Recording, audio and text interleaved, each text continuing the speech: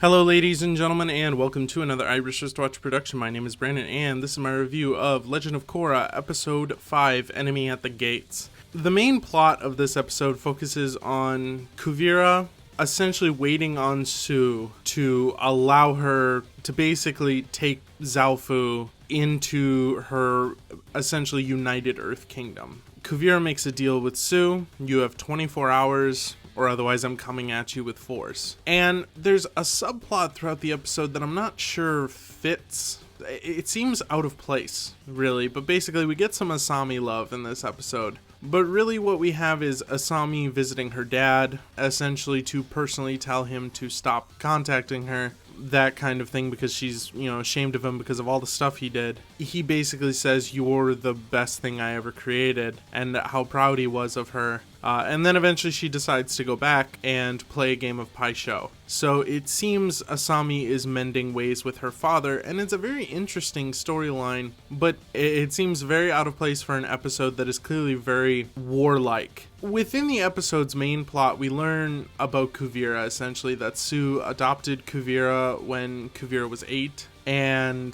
that Sue basically treated her like a daughter. And at some point when Sue met with Tenzin and Raiko after the whole Zahir incident and were trying to figure out what to do about the Earth Kingdom, Sue refused to step in because she felt that they would be seen as conquerors and that it would just be constant war and that it wouldn't solve anything, that they would have to solve things through fear and force. And Kuvira stated there's already chaos. If you want to impose order, you're going to have to use force. And we have, our Zaofu is a big modern gem, essentially. We could share that kind of stuff with the world. And essentially Kuvira and Batar went behind Su Yin's back, took some of her best guard, and decided to essentially create their own military force, as well as some of the wealthiest members of Zaofu, which means Kuvira had tons of financial backing and left. And Su Yin said,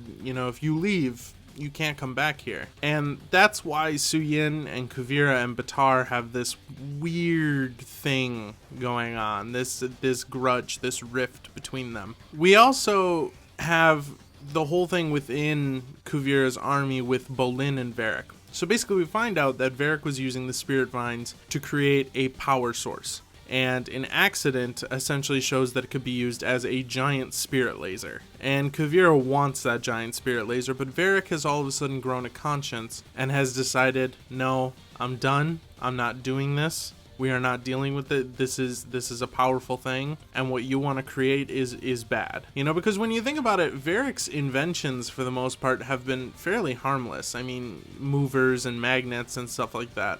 For the most part, it's been fairly harmless, but then we learn that he modified the mechs into giant war weapons. I gotta say, the sick-ass mech fights that we have in this episode. So we find out Zhu Li is just a hoss. That she's super badass. It was always implied, but now we know for sure that she is a super badass. Bolin, we find out, has actually learned to effectively utilize his lava bending, because when he fought Ghazan, we never saw him create lava. He was always just sort of throwing the lava that Ghazan had created back at Ghazan. But we see in this episode that Bolin created lava in this episode. And Bolin, Varric, and Zhu Li defect. Varric and Zhu Li defect because Zhu Li is with Varric, and Varric doesn't want to work on this super weapon. He doesn't want to work for Kuvira anymore. He thinks Kuvira is insane. He doesn't want to work with her anymore. He wants to leave, and she was keeping him prisoner. Bolin, Kuvira decided to use Bolin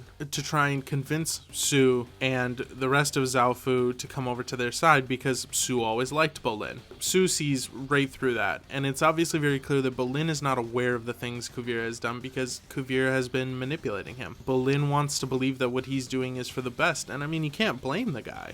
He's always sort of wanted to do positive things, and he's always been a positive person, and he believes he's doing the best. And he finds out that him and Opal are probably not so much a thing anymore. And he basically finds out from Opal that there's all this bad, that basically these towns, as soon as Kuvira's forces leave, these towns get turned into slave labor forces. And Kuvira basically confirms that to Bolin and says that, and basically questions his loyalty and decides to take him as a prisoner. So Bolin, Varric, and Julie bail. And Bolin and Julie fight off these. It's a dope-ass mech fight. On the other side, we have Korra. And Korra does not want to fight. She realizes that fighting in the past has always made things worse. Korra has always been sort of a headstrong person who resorts to violence above diplomacy. And in this case, she is basically stating, my violence hasn't helped anybody, and I don't want to fight her. I want to reason with her. Like, Kuvira saved my dad. We should be on good terms. And she goes to meet up with Kuvira. Kuvira basically says, I will create a temporary truce with you. Because Kuvira essentially guilt trips Korra by basically saying, while you were gone, I had to step in. And you know that in cases like this, this was a necessary thing that had to happen. Kuvira creates a temporary truce. She will not do anything until Korra goes to talk to Suyin and hopefully convince Suyin to come over to their side. When Korra goes back into Zaofu, she finds that Suyin has taken both of her sons, Wei and Win, I believe, and decided to go end this whole thing. So basically, they're going in to assassinate Kuvira. Bolin and Varric and Julie got captured, and they were going to send Julie and Bolin to a re-education camp. So we already know Kuvira's got this shit. And apparently she has concentration camps. I think it was mentioned in an earlier episode that she basically has concentration camps. And this episode essentially confirms that's exactly what the case is. She couldn't be more Hitler if she wanted to. But now she has re-education camps. She was going to send Bolin and Julie there, and she was going to keep Varric to build a super weapon, and she was going to keep him under armed guard. And Julie pleads. She basically says, I was only with Varric because I thought he was smart, but he never appreciated the things I did, and it was awful being with him, and I hate him. Take me, I plead my case, and everything like that. And Kuvira decides to give Julie a second chance. I'm not sure if Julie is playing Kuvira or not. As for Bolin, as far as we know, he's about to be sent off to a re-education camp. And so the episode ends with a lot of tension. We have Suyin taking her sons to go and assassinate Kuvira. We have Bolin about to be shipped off to a re-education camp. Varric is under armed guard working on a super weapon, and Korra is now trying to essentially defuse a bomb. I mean, this episode gave some action, which is good, because that's what I wanted out of the previous episode. And the previous episode didn't deliver, and I didn't have a problem with it. It was a nice episode. It was nice to be slow.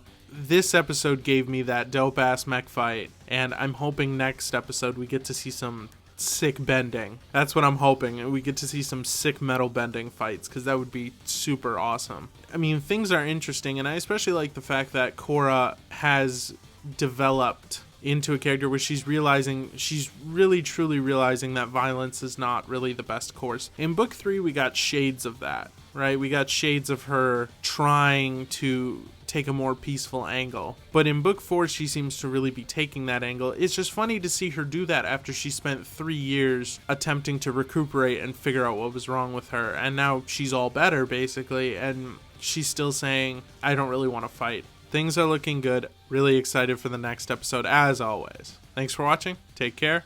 Bye-bye.